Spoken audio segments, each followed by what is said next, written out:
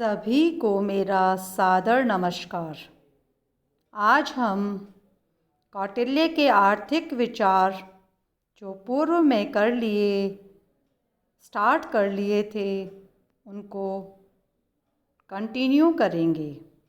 पूर्व में हमने अर्थ और अर्थशास्त्र की परिभाषा, उपभोग संबंधी विचार, उत्पादन संबंधी विचार, विनिमय संबंधी विचार कर लिए हैं और वितरण संबंधी विचारों को भी पूर्व के लेक्चर में प्रारंभ कर लिया था।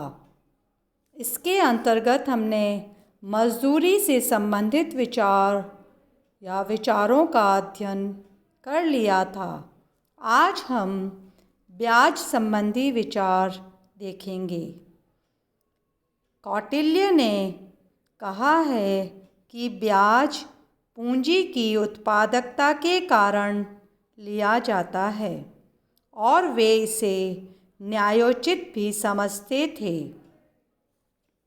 ब्याज की ऊंची दर के पक्ष में नहीं थे। ब्याज दर के नियमन के वे पक्ष में थे। वे 15% ब्याज दर को न्यायोचित मानते थे, परंतु कुछ परिस्थितियों में ब्याज की ऊंची दर भी न्यायोचित मानते थे। आगे राजस्व संबंधी विचार। राजस्व से तात्पर्य राजा की आय और व्यय संबंधी विचार। कौटिल्य के अनुसार सारे कार्य कोष पर निर्भर करते हैं, इसलिए राजा को चाहिए कि वह सबसे पहले कोष पर ध्यान दे और कोष को बढ़ाने के उपाय करे। इसके लिए सभी प्रकार के अनुत्पादन को प्रोत्साहन करे, व्यापार योग्य वस्तुओं को बढ़ाए और ठीक समय पर यथोचित कर वसूल करे और इस प्रकार से राजा अपने कोष या राज्य के कोष में वृद्धि करें। उद्योगों, वनों, कृषि और खनिज एवं व्यापार आदि से भी राजा को कर लेना चाहिए या आय प्राप्त करनी चाहिए। सार्वजनिक वित्त का उद्देश्य प्रजा को 4 पुरुषार्थों की प्राप्ति में सहायता देना है। देश में उत्पादित वस्तुओं पर कर से आय राजा को प्राप्त करनी चाहिए और राजा को आयात माल पर भी लागत का 5वां हिस्सा कर के रूप में वसूल करना चाहिए। कौटिल्य ने बजट और हीनार्थ प्रबंधन की बात भी की थी। करारोपण के 2 सिद्धांतों का उल्लेख भी कौटिल्य ने किया था। एक, कर वर्ष में केवल एक बार लगाया जाना चाहिए। दूसरा, अमीर लोगों पर उनकी करदान क्षमता के अनुसार कर लगाया जाना चाहिए। और सार्वजनिक व्यय संबंधी विचारों में कौटिल्य ने कहा है कि राष्ट्रीय प्रतिरक्षा पर व्यय, प्रशासनिक व्यय और कल्याणकारी व्यय, इन 3 व्यय को ज़्यादा महत्व दिया जाना चाहिए। उसके अलावा सरकारी भंडार गृहों पर भी व्यय किया जाना चाहिए। कीमती हीरे जवाहरात और आभूषण आदि पर भी व्यय किया जाना चाहिए और ऋण पर भी विचार तथा ब्याज की दर निर्धारित करने पर भी ध्यान देना चाहिए। इस प्रकार से कौटिल्य ने सार्वजनिक वित्त के अंतर्गत राजा की आय और व्यय संबंधी विचारों का उल्लेख किया है।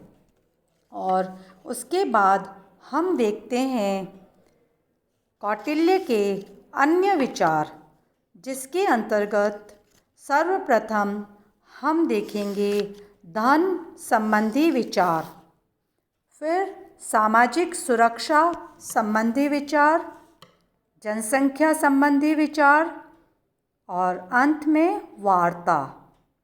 सर्वप्रथम हम आ जाते हैं धन संबंधी विचार। कौटिल्य ने धन को 4 पुरुषार्थों में से एक माना है। वैदिक काल में धन संबंधी विचार और आवश्यकता एवं कल्याण संबंधी विचारों में घनिष्ठ संबंध था। धन के अंतर्गत पशु, विशेषकर गायों और घोड़ों को सम्मिलित किया जाता था। धन प्राप्त करने की विधियों में पूंजी एवं श्रम के विनियोग को सबसे महत्वपूर्ण माना था। कौटिल्य के अनुसार धन का अर्थ अत्यंत विस्तृत था।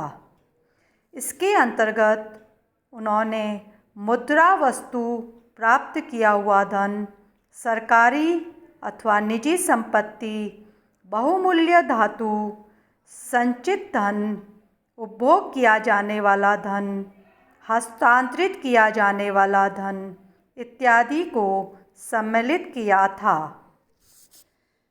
कौटिल्य ने धन की 4 विशेषताएं बताई है: वास्तविकता, उपयोगिता, हस्तांतरण एवं दान।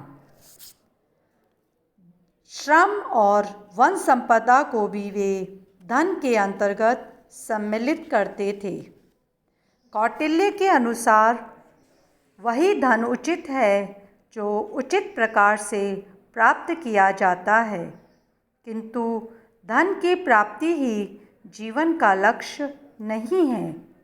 धन केवल जीवन के उद्देश्यों अर्थात पुरुषार्थों की प्राप्ति के लिए प्राप्त किया जाता है।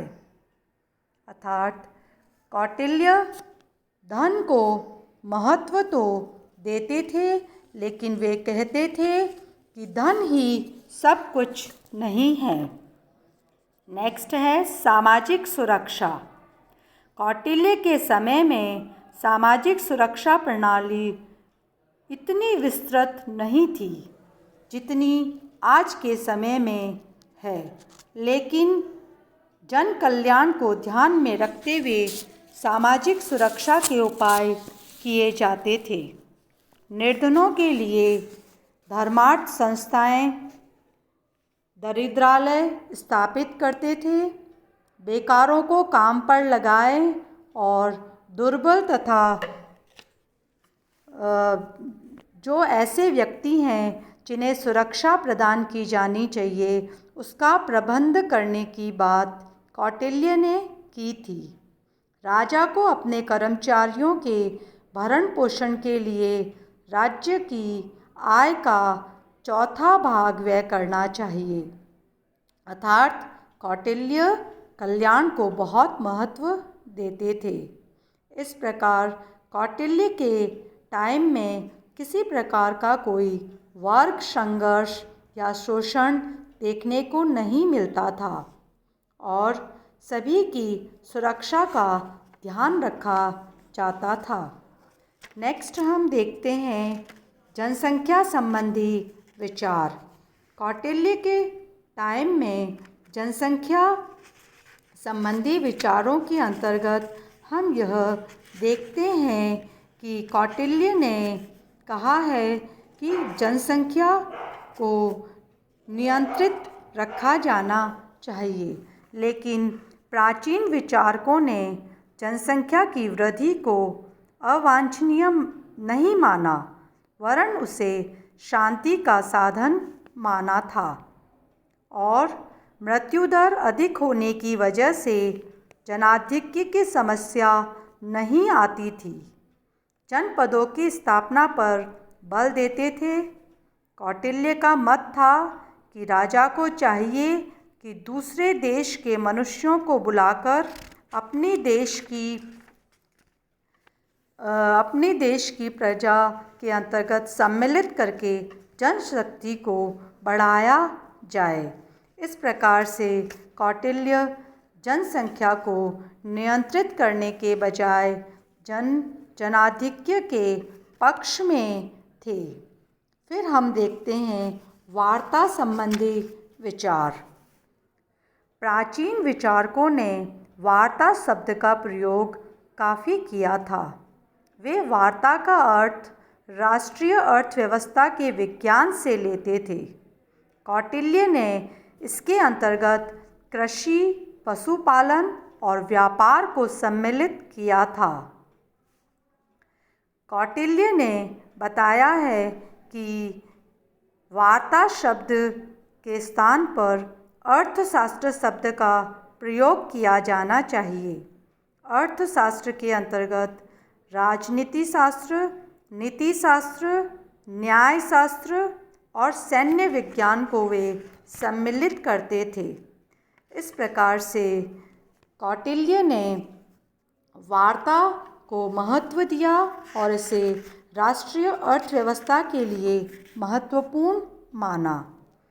अंत में हम यह कह सकते हैं कि कौटिल्य अर्थशास्त्र में वर्णित उनके आर्थिक विचारों के कारण प्रथम अर्थशास्त्री कहे जा सकते हैं, क्योंकि उनके विचार प्राचीन आधुनिक विचारों का संगम है और अर्थशास्त्र में जिन आर्थिक व्यवस्था का चित्रण कौटिल्य ने किया है वह बहुत ही उचित था। वह वर्तमान भारत की मिश्रित अर्थव्यवस्था के अधिक समीप था। कौटिल्य के आर्थिक विचार नैतिकता पर आधारित थे। सामाजिक संतुलन के लिए उन्होंने बहुत कार्य किए थे। वर्ण आश्रम की बात भी की थी। कौटिल्य ने अर्थशास्त्र की परिभाषा व मुख्य आर्थिक क्रियाओं पर अपने विचार देकर आने वाले अर्थशास्त्रियों के लिए पथ व मार्गदर्शक का कार्य किया था। धन्यवाद।